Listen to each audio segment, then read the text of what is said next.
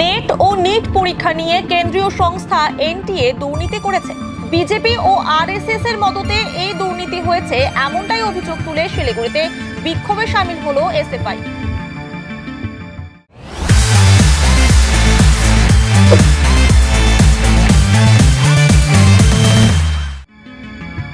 শনিবার শিলিগুড়ির বিবেকানন্দ মিনি মার্কেটের সামনে জমায়েত করে হাসমি চকে আসেন এসএফআই এর কর্মীরা।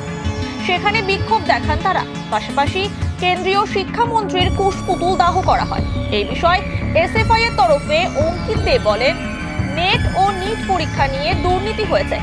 যে সমস্ত পরীক্ষা ছাত্রছাত্রীদের জীবন তৈরি করে, সেই পরীক্ষা নিয়ে দুর্নীতি করে তাদের ভবিষ্যৎ নষ্ট করা হচ্ছে।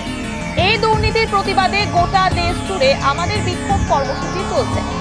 অবিলম্বে কেন্দ্রের শিক্ষামন্ত্রীর পদত্যাগের দাবি জানাচ্ছি। সঠিক তদন্ত না হলে আগামীতে বৃহত্তর আন্দোলনে নামতে বাধ্য হবে বলে জানান তিনি।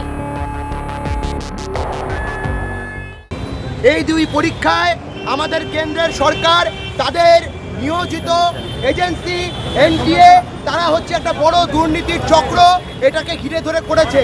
আমরা বলেছি এই নেট এবং নিট যারা এই দুর্নীতি ঘটিয়েছে, যারা এই দুর্নীতি করেছে, আমরা বলছি বিজেপির মদতে আরএসএস এর মদতে এই সমস্ত কাজ হয়েছে।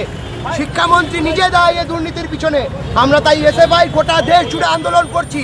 গোটা দেশের বিভিন্ন জায়গায় বিভিন্ন শহরে মহল্লায় আমাদের আন্দোলন চলছে।